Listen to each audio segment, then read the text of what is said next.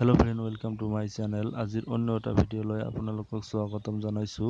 তো মই আজি বিশেষকৈ এইটো ভিডিঅ'ত কোন সকল ক্যান্ডিডেটৰ বাবে কম্পিউটাৰ সাৰ্টিফিকেট 6 মান্থৰ যেটো বিচাৰিছে বা ডিপ্লোমা যেটো বিচাৰিছে কোন সকল ক্যান্ডিডেটৰ কম্পিউটাৰ সাৰ্টিফিকেট নহলেও আপোনালোকে আবেদন কৰিব পাৰিব লগতে আপোনালোকৰ কোন সকল ক্যান্ডিডেটৰ বয়সৰ সীমা উকলি যোৱাৰ পিছতো আপোনালোকে আবেদন কৰিব পাৰিব সেই বিষয়ে মই আজি এইটো ভিডিঅ'ত বিশেষকৈ আলোচনা কৰিম। তো আপোনালোকে জানে আসাম ডাইৰেক্ট ৰিক্ৰুটমেন্টৰ ফালৰ পৰা গ্ৰেড 3 আৰু গ্ৰেড 4 ৰ বাবে 12600 পদৰ বাবে ভ্যাকেন্সি উলিয়াই দিছে। তো মই আজি বিশেষকৈ এইটো ভিডিঅ'ত সেই বিষয়ে আলোচনা কৰিম কোন বিভাগত কিমান পদ আছে। তো ইয়াতে চাওক আপুনি গ্ৰেড 3 ৰ বাবে আৰু গ্ৰেড 4 ইয়াতে grade 3 and grade 4 total post আছে 12600 পোস্ট আছে আৰু ইয়াতে আপোনালোকে এটা কথা লক্ষ্য কৰিব যে ইয়াতে টেন্টেটিভ কথাটো আছে। টেন্টেটিভ কথাটোৰ অৰ্থ হৈছে যে অনাগত দিনত 12600 পোষ্টৰ ঠাইত তাতকে পোষ্ট অলপ বেছি হ'ব পাৰে। তো ইয়াৰে গ্ৰেড 3 ত আছে 7600 পোষ্ট আৰু গ্ৰেড 4 ত আছে 5000 পোষ্ট আৰু নাম অফ কমিশন এটো যেটো আছে স্টেট লেভেল ৰিক্ৰুটমেন্ট কমিশন আৰু মোড অফ এপ্লিকেশন এটো অনলাইন হ'ব। তো আপোনালোকে এইবিলাক নিশ্চয় বুজি পালে। পিছত মই এতিয়া দেখাই আছো আপোনালোকৰ কোৱালিফিকেশন কি লাগিব গ্ৰেড 4 ত আবেদন কৰোতে। তো এইফালে দিয়া আছে গ্ৰেড 4 আৰু এইফালে আপোনালোকে চাওক কোৱালিফিকেশন আৰু এটো দিয়া আছে ভ্যাকেন্সি। তো rate up to class 8 pass হলে আপোনালোকে 1950টা পদৰ বাবে আপোনালোকে আবেদন কৰিব পাৰিব। আপোনালোকে যদি অকল 8 পাস হয় তাৰ পিছত দিয়া আছে HSLC অৰ ইকুইভ্যালেন্ট পাস। আপোনালোকে যদি মেট্ৰিক পাস হয় তেনে হলে 1060টা পোষ্টত আপোনালোকে আবেদন কৰিব পাৰিব। ইয়াৰ পিছতে আছে matric pass with ITI HSLC with ITI থাকিলে আপোনালোকৰ 1990টা পদত আপোনালোকে আবেদন কৰিব পাৰিব আৰু টোটাল পদ আছে ইয়াতে 5000। তো মই এতিয়া কোৱালিফিকেশনৰ কথা কম। কোৱালিফিকেশন আপোনালোকৰ কি লাগিব। তো ম্যাক্সিমাম কোৱালিফিকেশন আপোনালোকৰ এইবিলাক পদত আবেদন কৰোতে আপোনালোকৰ হাই সেকেন্ডাৰী পাস হলে আপোনালোকে আবেদন কৰিব পাৰিব। হাই সেকেন্ডাৰী পাস হলে আপোনালোকে আবেদন কৰিব পাৰিব আৰু মই এটা কথা আপোনালোকক বিশেষকৈ ইয়াতে ক'ব বিচাৰিছো maximum qualification the minimum allowed educational qualification for class 4 post। তো 4 গ্ৰেডৰ বাবে আপোনালোকৰ আবেদন কৰোতে আপোনালোকৰ HSLC class 12 or equivalent examination pass candidate having qualification higher than maximum qualification on the date of application are not eligible to apply for this vacancy। তো এই ভ্যাকেন্সিটোত ওলোৱাৰ দিন লৈকে আপোনালোকৰ যদি হাইয়াৰ কোৱালিফিকেশন আছে তেনে হলে আপোনালোকে হাই সেকেন্ডাৰীতকৈ যদি আপোনালোকৰ কোৱালিফিকেশন বেছি আছে তেনে হলে আপোনালোকে আবেদন কৰিব নোৱাৰিব। অকল যি সকল ক্যান্ডিডেট হাই সেকেন্ডাৰী পাস বা হাই সেকেন্ডাৰী তলৰ খিনিহে এইবিলাক পদৰ বাবে আবেদন কৰিব পাৰিব। তো মই এতিয়া মেইন ফ্যাক্টৰ ইয়াতে আহিছো। তো মুঠতে কথা হল আপোনালোকে যদি হাই সেকেন্ডাৰী পাস হয় লগতে আপোনালোকৰ যদি ITI থাকে তেনে হলে আপোনালোকে এই 5000 সম্পূৰ্ণ 5000 পদৰ বাবে আপোনালোকে আবেদন কৰিব পাৰিব। ইয়াতে 8 পাসতো পাৰিব 10 পাসতো পাৰিব high secondary matric pass with ITI হলে আপোনালোকে এই তিনটা পদতে আবেদন কৰিব পাৰিব। লগতে থাৰ্ড গ্ৰেডৰ আপোনালোকে কোনবিলাক পদত আবেদন কৰিব পাৰিব সেই বিষয়ে মই অলপ পিছতে আপোনালোকক দেখাই আছো। তো এটো হল এতিয়া মই থাৰ্ড গ্ৰেডৰ বিষয়ে যেটো থাৰ্ড গ্ৰেডৰ ভ্যাকেন্সি ওলাইছে গ্রেড 3 ক্যাটাগরি 1 যেটো আছে ইয়াতে টোটাল পোস্ট আছে 4055টা পদ আছে ইয়াত টোটাল আৰু ইয়াৰ বাবে এডুকেশনাল কোৱালিফিকেশন আপোনালোকৰ কি লাগিব। তো নিশ্চয় আপোনালোকে তলত দেখা পাইছে এইবিলাক candidate must have passed bachelor degree. তো আপোনালোকৰ যদি ব্যাচেলৰ ডিগ্ৰি হয় তেনে হলে গ্ৰেড 3 কেটাগৰী 1ৰ এইবিলাক এই 4055 পদত আপোনালোকে আবেদন কৰিব পাৰিব। অথবা আপোনালোকৰ যদি কেণ্ডিডেট মাষ্ট হেভ পাছড যদি আপোনালোকৰ bachelor degree with computer certificate থাকে তথাপিও আপোনালোকে এই পদত আবেদন কৰিব পাৰিব।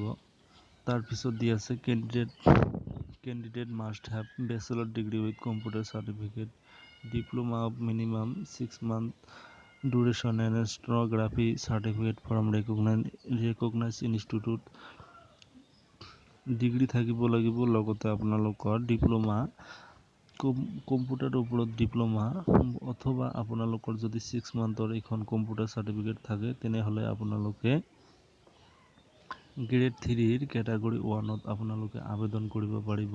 এই 4055টা পদত আপোনালোকে আবেদন কৰিব পাৰিব। এতিয়া মই দেখাই আছো গ্ৰেড 3ৰ যিটো কেটাগৰী 2 হয়, গ্ৰেড 3 কেটাগৰী 2। তো ইয়াতে পদ আছে 3127টা পদ আছে। ইয়াৰ বাবে আপোনালোকৰ কোৱালিফিকেশ্যন লাগিব।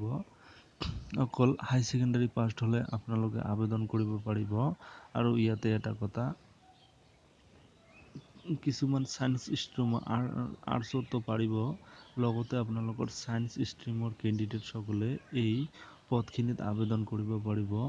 লগতে যিসকল কেণ্ডিডেটে 4 গ্ৰেডত আবেদন কৰিব, মানে যিসকল কেণ্ডিডেটৰ হাই ছেকেণ্ডাৰী পাছ আছে সেই সকল কেণ্ডিডেটে 3rd গ্ৰেডৰ গ্ৰেড 3ৰ যিটো কেটাগৰী 2 আছে, কেটাগৰী 2ত আপোনালোকৰ 3127টা পদ আছে, এইখিনি পদতো আবেদন কৰিব পাৰিব। আৰু ইয়াৰ পিছতে আছে গ্ৰেড 3ৰ কেটাগৰী যিটো 3 আছে, তো ইয়াতে টোটেল পোষ্ট আছে 418টা পদ আছে। আৰু ইয়াৰ বাবে কোৱালিফিকেশ্যন লাগিব আপোনালোকৰ মেট্ৰিক পাছ হ'লে আপোনালোকে আবেদন কৰিব পাৰিব। তো কথাটো হ'ল, যিসকল কেণ্ডিডেটৰ হাই ছেকেণ্ডাৰী পাছ, সেই সকল কেণ্ডিডেটে 4 গ্ৰেডত আবেদন কৰিব পাৰিব। লগতে যিসকল কেণ্ডিডেটৰ হাই ছেকেণ্ডাৰী পাছ আৰু সায়েন্স ষ্ট্ৰীমৰ হয় 3rd গ্ৰেডৰ মানে গ্ৰেড 3ৰ 2 নম্বৰ কেটাগৰী যিটো আছে কেটাগৰী 2, তাতে এই যিটো 3127টা পোষ্টত আবেদন কৰিব পাৰিব। লগতে যিসকল কেণ্ডিডেট মেট্ৰিক পাছ ড্ৰাইভাৰ পদত আবেদন কৰিব, সেই সকল কেণ্ডিডেটে 4018টা পদত গ্ৰেড 3 3 নম্বৰ কেটাগৰীত আবেদন কৰিব পাৰিব।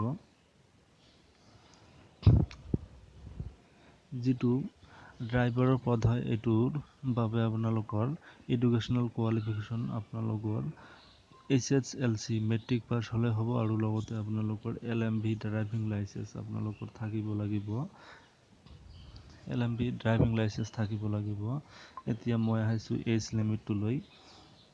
তো এজ লিমিট যিহেতু দিয়া আছে 18ৰ পৰা 40 লৈকে, এইটো নৰ্মালি যিসকল আছে সেইসকলে কৰিব পাৰিব।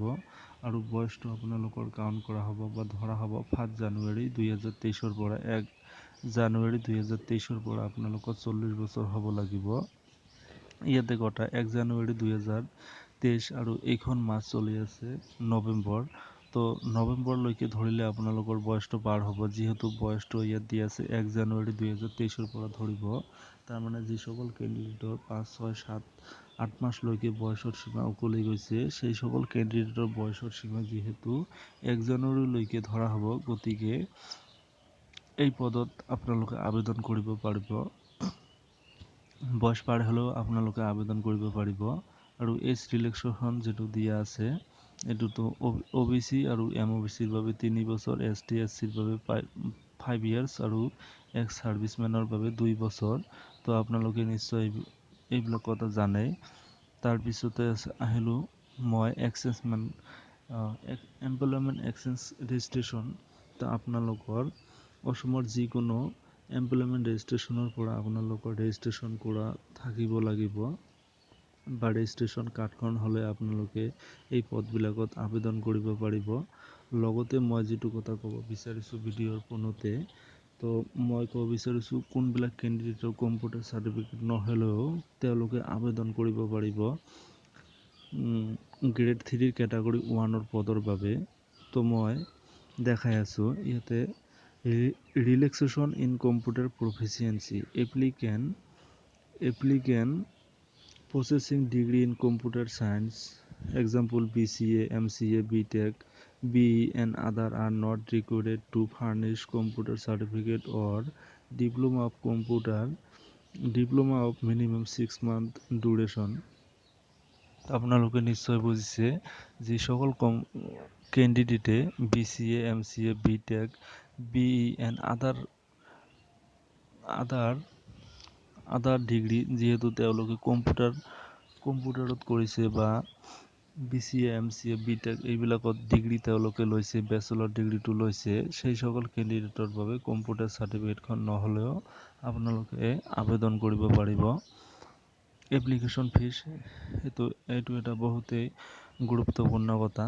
এপ্লিকেশ্যন ফিজ কোনো এটা কেটাগৰীৰ বাবে দিব নালাগে, গ্ৰেড 3 হওক বা গ্ৰেড 4 হওক আপোনালোকৰ একতেই দিব লাগে, এইবিলাক নীল আছে। তো আপোনালোকে এইটো এটা ভাল সকাহ হৈছে আপোনালোকৰ বাবে। তাৰপিছতে মই আহিছোঁ ইয়াতে যিটো আপোনালোকৰ অনলাইন আপোনালোকৰ ষ্টাৰ্ট হ'ব 3rd গ্ৰেডৰ বাবে যিটো 10 নৱেম্বৰৰ পৰা 10/11/2023 পৰা আপোনালোকৰ অনলাইন আবেদন আৰম্ভ হ'ব, অনলাইন প্ৰক্ৰিয়া আৰম্ভ হ'ব আৰু এপ্লিকেশ্যন লিংক গ্ৰেড 4ৰ বাবেও এইটো 10 তাৰিখৰ পৰাই আপোনালোকৰ লিংকটো এক্টিভ হ'ব। তাৰপিছত আপোনালোকৰ লাষ্ট ডেটটো হ'ব 29 তাৰিখ 12 মাৰ্চলৈকে আপোনালোকৰ এই অনলাইন প্ৰক্ৰিয়া বা আবেদন প্ৰক্ৰিয়া চলি থাকিব। তো মোৰ